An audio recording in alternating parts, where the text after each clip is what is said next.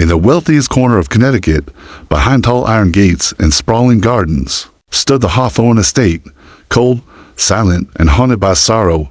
Nathaniel Hawthorne, 39, was a millionaire tech entrepreneur and a widower for over a year, since his wife, Claire, died in a tragic car crash. His once lively mansion had turned into a quiet tomb, but nothing was more painful than what it did to his 6-year-old twins, Aiden and Ava. The twins hadn't slept through a full night in months. Nightmares, screams, bedwetting, and silence filled their once playful nursery. Nathaniel tried everything: child therapists, sleep experts, luxury gadgets, even professional child life specialists, but nothing worked.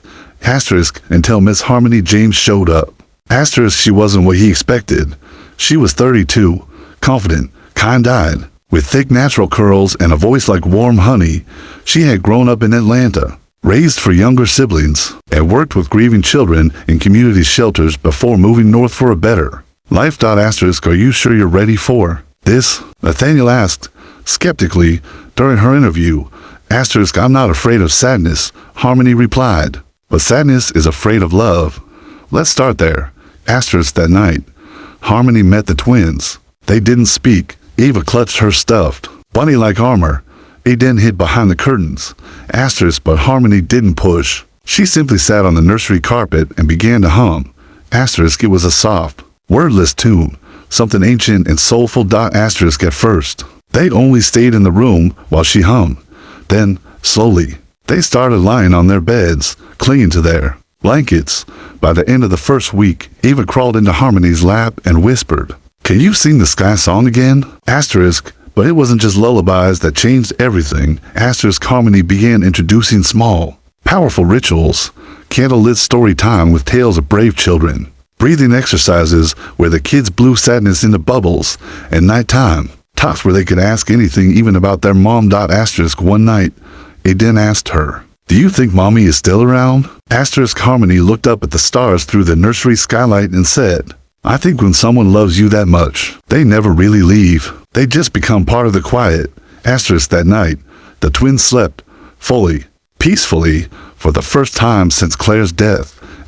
Nathaniel, watching through the baby monitor in stunned silence, felt something crack inside him. He went upstairs and gently opened the nursery door. The sight made his knees weak. Both children were curled around Harmony, fast asleep, smiles on their faces, and tears drying on her shirt. Nathaniel whispered, "How did you do that?" Harmony looked up at him, her eyes soft but firm. "Because I didn't treat them like a problem to be fixed," she said. "I treated them like hearts to be heard." From that day, the house began to heal. Nathaniel invited Harmony to stay permanently, not just as a nanny, but as part of the family. Months passed. Laughter returned. Love returned. And one snowy Christmas Eve, as the fireplace crackled and the twins giggled in pajamas, Aiden ran up and shouted, "Daddy, Harmony should be our new mommy." Everyone froze. Nathaniel looked at Harmony, who stood still, caught off guard, but smiling gently. And for the first time since Claire's death, he saw a future, not just memories. Winter faded into spring at the Hawthorne estate. For the first time in a long time, the house felt alive. The gardens were blooming again, the children played outside daily, and Nathaniel often found himself smiling without realizing it. Harmony had not only transformed the twins, she had transformed him. She brought rhythm and warmth back into their lives. She turned cold breakfasts into pancake Sundays, quiet dinners into storytelling marathons, and painful memories into gentle lessons. But while the house healed, Nathaniel's heart remained at war.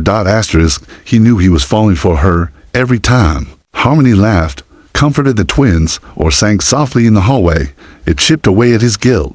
The guilt of moving on. The guilt of smiling again. The guilt of loving again.